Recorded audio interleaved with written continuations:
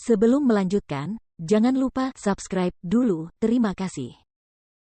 Bab 215, Aku Takut. Shen Jianchuan memang pintar dan jeli. Dia tahu bagaimana membuat asumsi yang valid. Selain itu, asumsinya benar.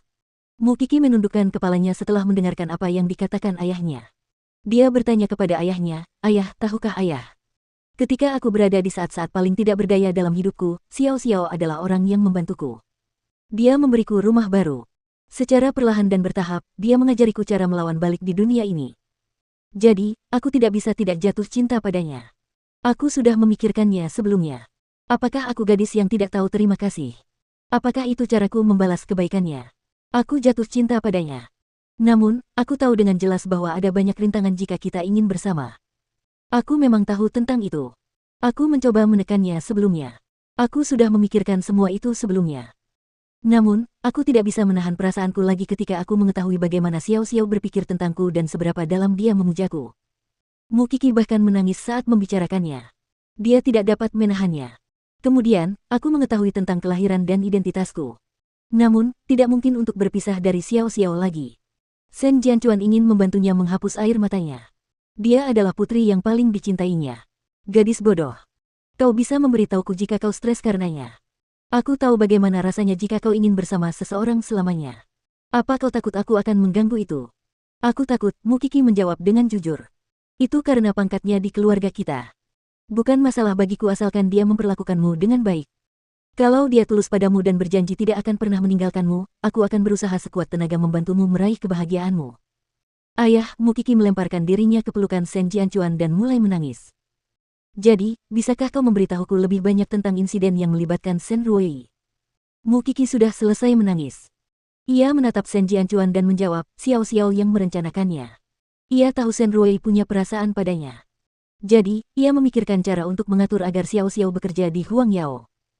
Kemudian, mereka akan menyiapkan beberapa adegan untuknya sehingga ia akan menyerahkan Shen Xiao. Jangan khawatir. Shen Ruoyi tidak akan pernah bisa bertemu Shen Xiao mengingat departemen tempat ia akan bekerja. Jika dia berani menyakitimu, aku pasti akan membunuhnya. Dia tidak akan melakukannya. Akulah yang selalu berutang budi. Dia sangat menyayangiku, tetapi aku tidak bisa memberinya apapun. Gadis bodoh, kau bisa membuatnya bahagia. Dia adalah putra mahkota Huang Yao. Tentu saja, dia memiliki semua yang diinginkannya.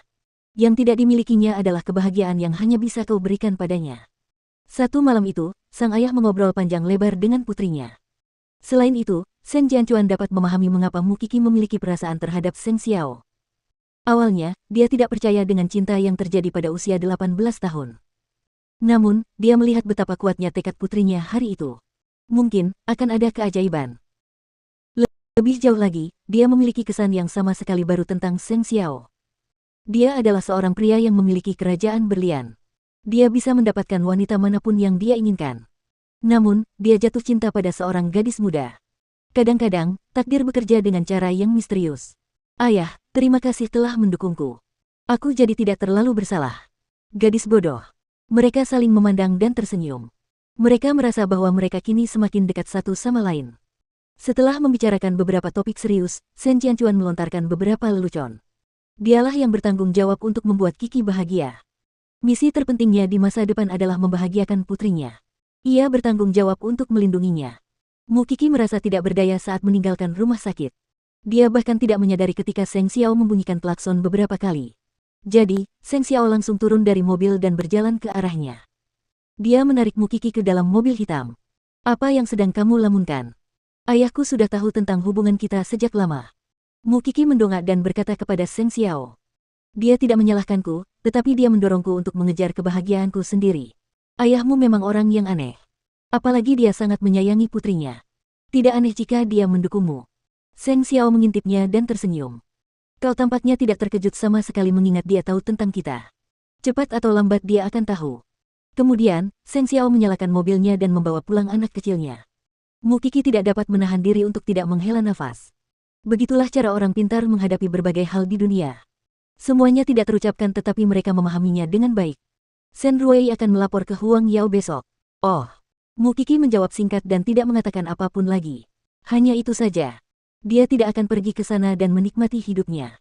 Mengapa aku harus memberikan tanggapan yang lebih besar? Mu Qi membalas Shen Xiao. Seng Xiao meraihnya dan tersenyum lembut. Itu memang benar. Mu Qi tidak perlu menunjukkan banyak reaksi. Namun, mungkin agak berlebihan mengingat bagaimana dia akan menyelesaikan masalah dengan Shen Ruwei. Dia hanya ingin Mu Qi menyaksikannya. Shen Ruwei sangat gembira sepanjang malam karena hal itu.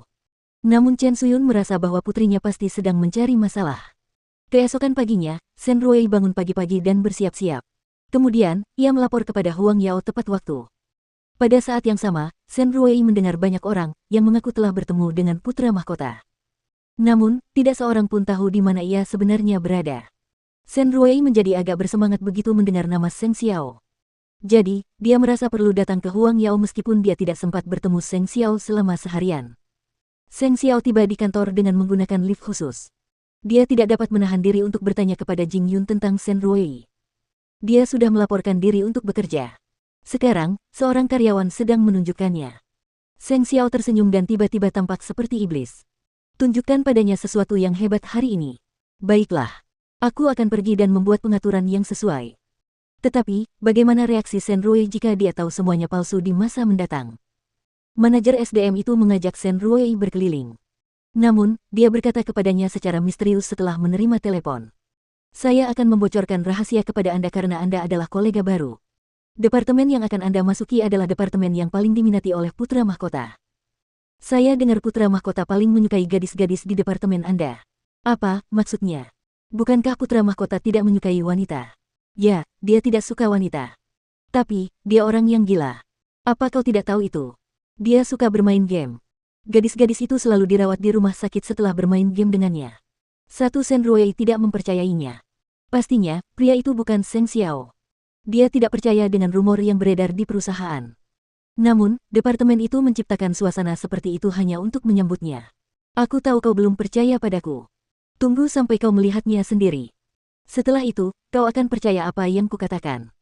Beberapa gadis bahkan kehilangan jari mereka saat meninggalkan kantor putra mahkota dan tangan mereka berlumuran darah. Shen Ruwei tidak terpengaruh oleh mereka. Dia hanya merasa bahwa mereka hanya menakut-nakuti. Seng Xiao selalu begitu anggun dan memikat baginya. Meskipun rumor mengatakan dia adalah iblis, dia tetap ingin bersamanya. Itu karena Seng Xiao terlalu menonjol. Kau akan mengetahuinya nanti. Jangan bilang aku tidak memperingatkanmu sebelumnya.